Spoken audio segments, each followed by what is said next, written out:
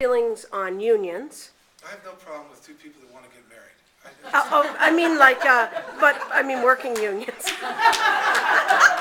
We appreciate the other too, really. When it comes to labor, okay? Yeah. When it comes to labor, I have been a supporter of labor since day one. I continue to this day represent 1,000 AFSCME and firefighters in an FLSA case. When I ran for land commissioner back in, what was it, 92 or 94 statewide, I know that I had the best hospitality suite at the labor convention there ever was. I filled up the bathtub 3 times with beer. But I know labor issues. I understand them. I fight for them all the time in court.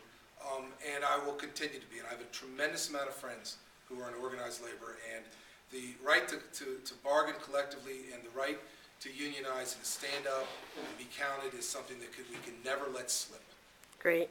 Another question would be, with your successful practice that you have, what I see is that the state chair job just takes 40 hours a week, or it takes so much effort. So how are you coming to terms with that with your practice? Well, I feel pretty good about it because I am actually someone who, the busier I am, the more I get accomplished.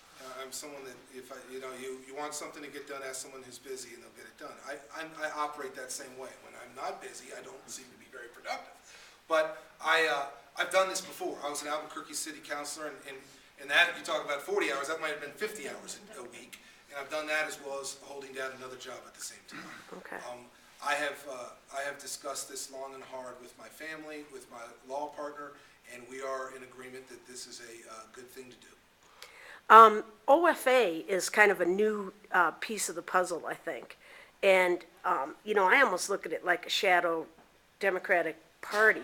I'm not, the OFA organization is just taking a lot of funds from what Obama raises instead of them putting it into the Democratic Party chute. How do you feel about that? Have you spent Well, I think any? Organizing for America is a great organization that gets Democrats active, and I have no problem with that at all.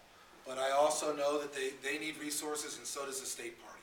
I can tell you that that New Mexico, for example, in the upcoming election is going to be a very targeted state, both by the Senate campaign and by the national presidential race.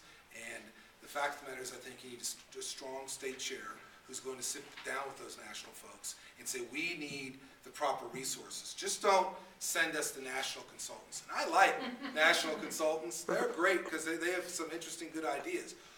But who knows how to get people elected in New Mexico? It's Democrats who've been here, who've been working in the trenches.